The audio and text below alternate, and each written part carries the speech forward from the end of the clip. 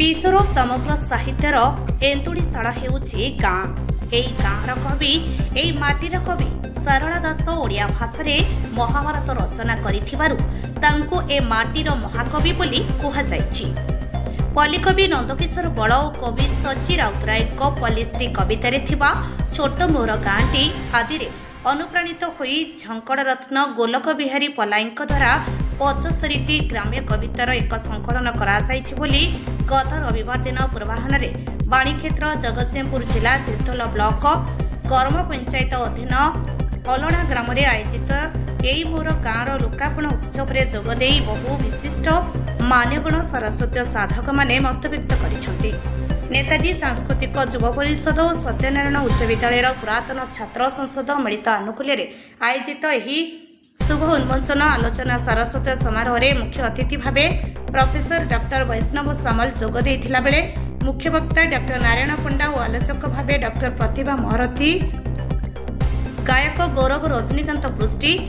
नवकाकली संपादक डॉक्टर सुरेन्द्रनाथ त्रिपाठी, अध्यापक वाग्मी उमाकांत नायक प्रमुख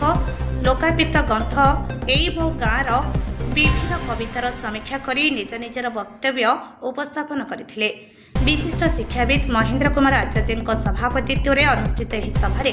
पंडित वासवानंद स्वागत भाषण अतिथि मानक परिचय प्रदान करथिले बेले प्राध्यापिका डॉक्टर विष्णुप्रिया दास मुख्य संचालिका भाव में अंशग्रहण करथिले। युव परिषद तरफ निरंजन कुंवर और पुरातन छात्र संसद पक्षर रमाकांत साहू निमंत्रित अतिथि मानक मंच को स्वागत करथिले। तेबे ग्रंथ उन्मोचन पूर्व कविता पाठ उत्सव में अंशग्रहण करिथिबा कवि कवियत्री समेत केतेक विशिष्ट मान्यगण व्यक्ति और स्थानीय अंचल अधिवासी मानक अतिथि मानक द्वारा सम्मानित और संबोधित कराଯାଇथिला। मंचासीन समस्त अतिथि मानक आनुष्ठानिक भाव सम्मानित और संबोधित कराଯାଇथिला बेले सारला संस्कृति गवेषक रमाकांत राउल मध्य सेमानकु मां सारला ठाकुराणी उत्तरीय प्रसाद अर्पण करथिले। एही अवसर में मंच परिचालन में सुश्री पायल मंडल और मिनर्भा महंती सहयोग करथिबा बेले गराम सरपंच प्रद्युम्न चैनी, उत्कल साहित्य समाजर उपसभापति जीवानंद अधिकारी, डॉक्टर वसंत मंजरी दास, अध्यापिका राजश्री स्वाई, झंकड़ कन्या सविता नायक, रविनारायण पंडा, पंडित नागचरण देवता, हेमंत कुमार नायक, गोलापराणी साहू, डॉक्टर आरती त्रिपाठी, झुलाराम दास प्रमुख मानपत्र पुष्पगुच्छ और उत्तरीय प्रदान कराई संबोधित कराइथिला। पारादीपुर रमाकांत राउलंक रिपोर्ट, आवाज ओडिशा।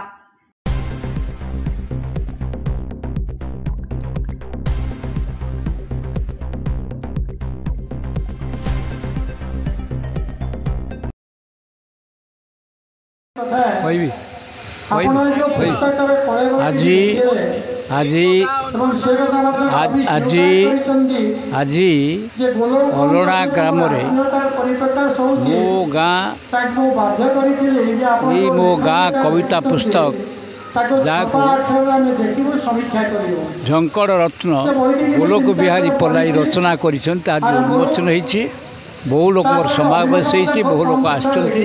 गोटे श्रद्धा मु उपलब्धि करुच्ची गाँ माटी श्रद्धा। मोर आशा और विश्वास गाँ लोक भितर एपरी श्रद्धा रनाबिल श्रद्धा ताहले निश्चित भाव में गोटे नुआ साहित्यर वातावरण सृष्टि हम और से साहित्य गाँ लोक भितर गोटे स्नेह श्रद्धा ममता को वृद्धि कर मानविकतार वृद्धि हम और गाँ को मोर अनुरोध गाँ लोके केबेल से जो कोठा घर कवि बा सहर कवि मान अनुकरण करतु ना, निजे लिखतु, माटी के भल पातु, मनीष को भल पातु, संस्कृति को भल पातु और भाषा को भल पातु। आपण कविता भविष्य पुणी थे जो भांगी जाउथवा गाँ को जोड़ और भांगी जाउथवा सहर को मनीष पणिया को जोड़, ये मोर विश्वास अच्छे। धन्यवाद। शेष तेणु आम अपेक्षा करवा यही मो गाँव आर पर्व द्वितीय पर्व कहते कविता जिते मुझे लिखापी चेष्टा कली से गाँव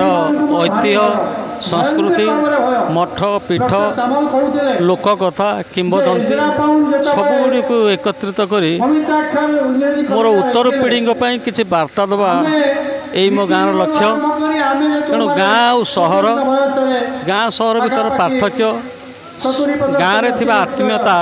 सहर में नहीं गाँव पानी पवन गाँव परिवेश सहजरे नहीं एठी सबू प्राकृतिक किंतु सेठी सबू अप्राकृतिक तेणु मु विशेष भाव में गाँ को भल पाए गाँ माटी को भल पाए गाँ लोक को भल पाए तेणु से मो गाँव परिकल्पना तो नुह गाँव सत्य कथा ये उपस्थापित कर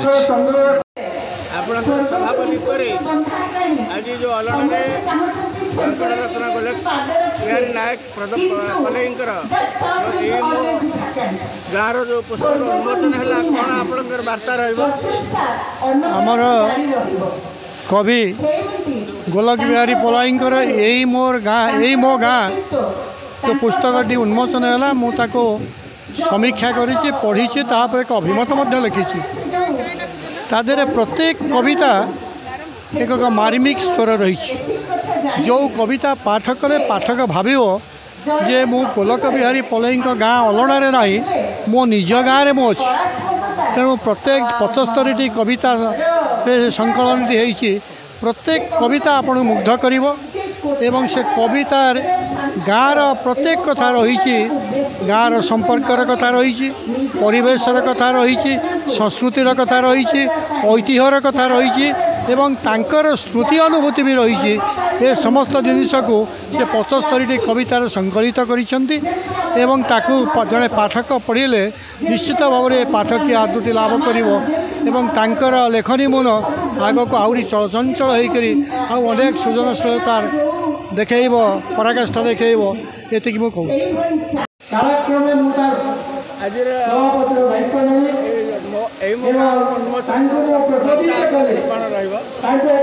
गोलक बिहारी पलईंकर यही मो गाँ कविता ग्रंथटी हूँ गाँर सामग्रिक चित्र जेतबले गाँ संपूर्ण रूपे निश्चिन्न हो जाउची गाँ सहर छाड़ी लोक मैंने सहर को पलायन करुँच सेतिकी बेले गोलक बिहारी पलई गाँर चित्र बांटी कविता ग्रंथ रे आगामी पीढ़ी पर एक सुजोग तैयारी कर गाँ को जानापी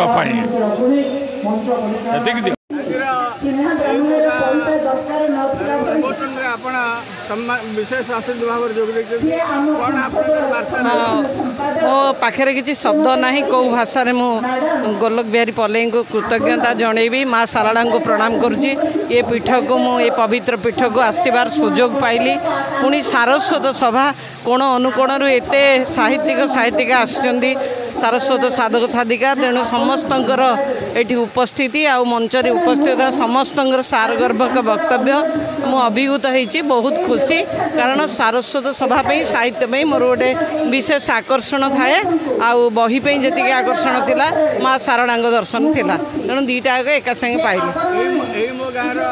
बही अति चमत्कार सची राउतराय स्टाइल लिखा जाइए आ ये गोटे सार्वजनीन पल्लीर वर्णना।